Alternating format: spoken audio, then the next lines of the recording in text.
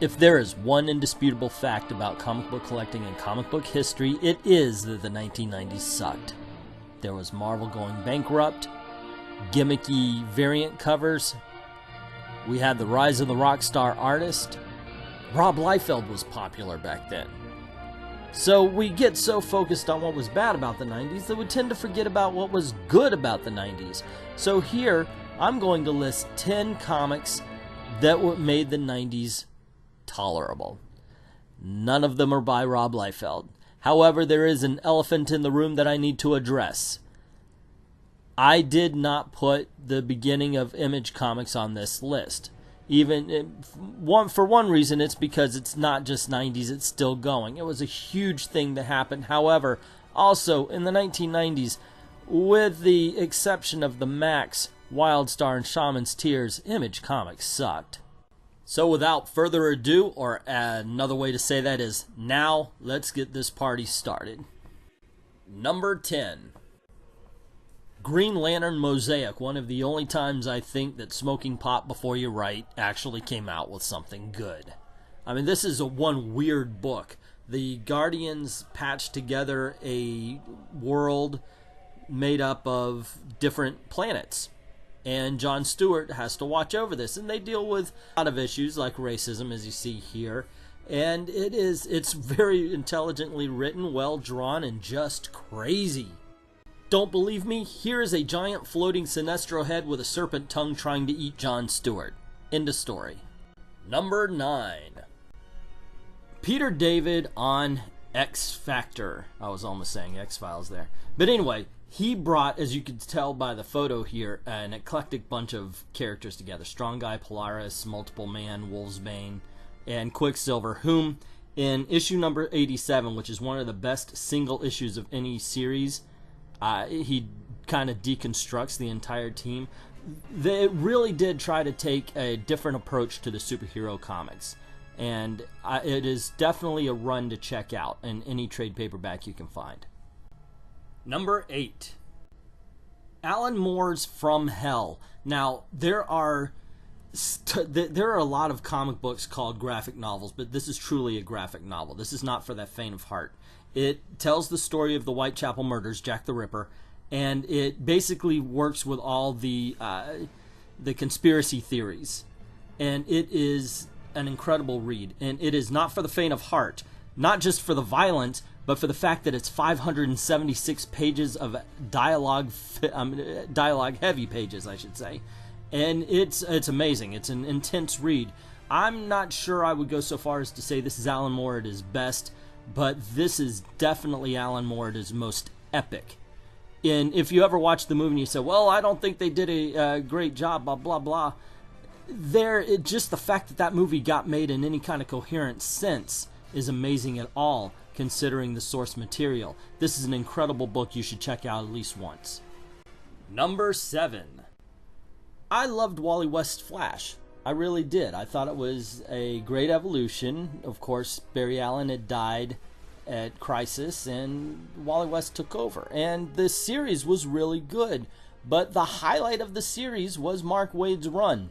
That's just clear.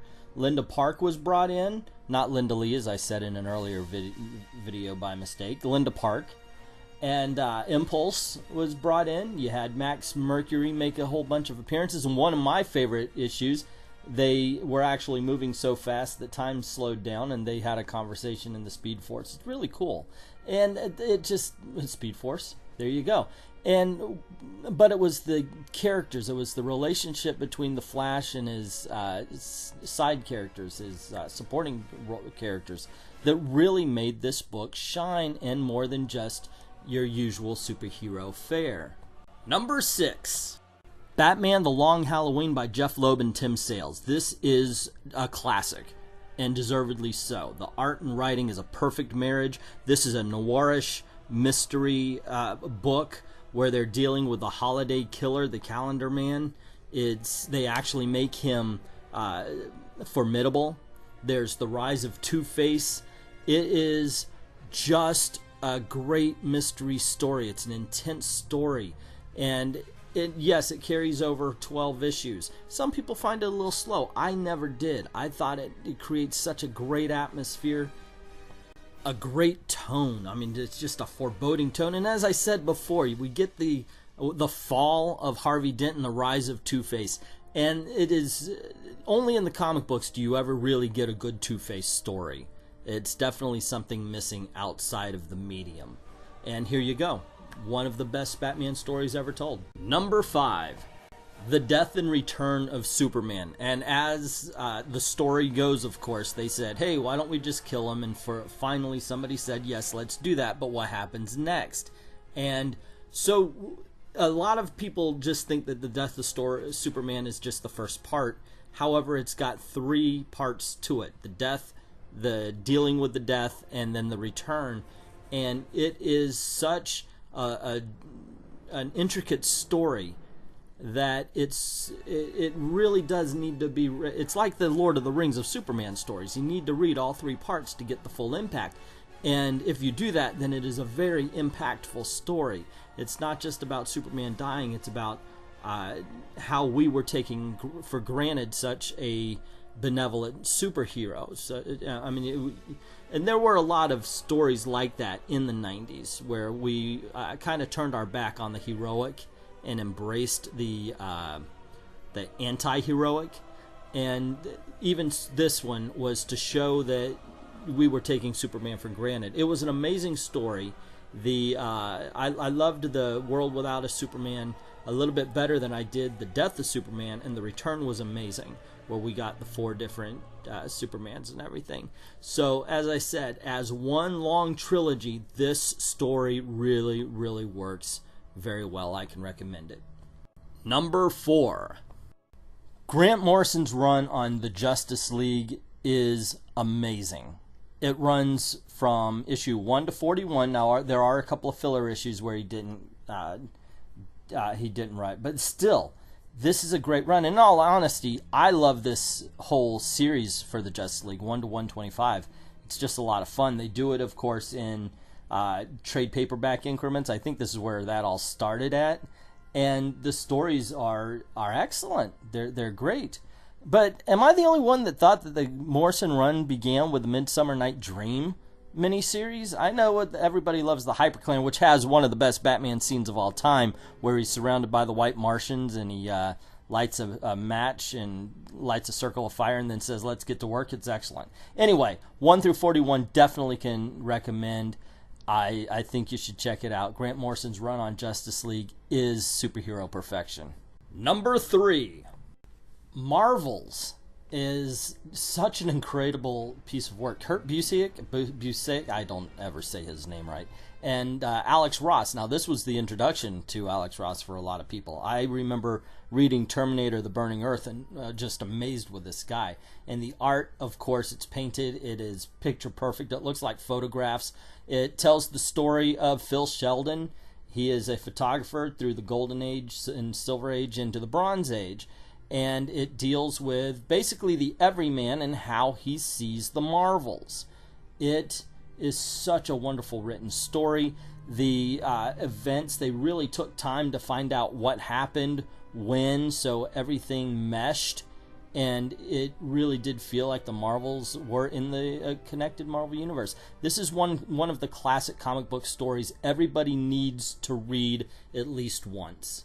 Number 2. Batman No Man's Land is easily my favorite Batman story, hands down.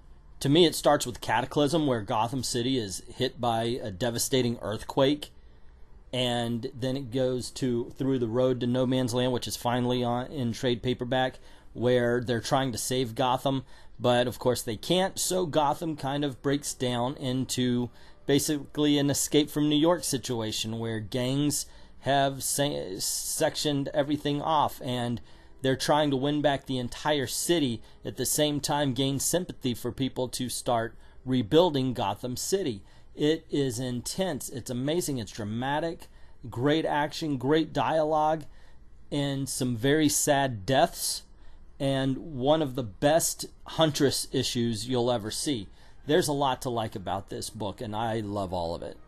And the number one reason that comics didn't completely suck in the 90s for this list, because come on, there's a lot more you could put on a list of this kind of stuff, is the Sandman. And yes, I'm cheating, because this started in 1989, but the bulk of its run was in the 90s. And since I called the 80s one Things That Lived and Died in the 80s, I couldn't include it there. So hey, it's here. Deal with it. And I got to tell you, it is every bit as good as you have heard. If you are a new reader and you never have picked this book up, check it out. It's deep. It's fun. In some cases, it's funky. There's horror elements, fantasy elements. Everything is good about this book.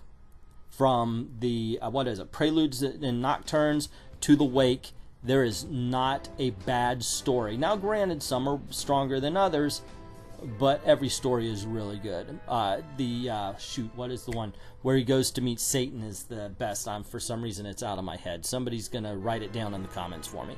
But it's an incredible series. Everybody should check out more times than once, because there are layers and you will get a different experience every time. Check it out. Okay, little side note, off the cuff, I said that I thought that the Grant Morrison run started with this book, but when I looked it up, it actually turns out that he didn't write that, so whoops, my mistake. So there you go, kids, 10 reasons that make me think that the 90s didn't completely suck. What did you think? Did you like it? Did you hate it? What did I put on that you would have left off, and what did I leave off that you would have put on the list? Let me know in the comments below. Also, if you like this video, you want to see more, please click like, click share, click subscribe. Don't forget to hit the bell for the notifications. And if you don't mind, head on over to VidMe, or if you're on VidMe already watching this, leave a tip. I wouldn't mind that at all. But more importantly, thank you very much for watching.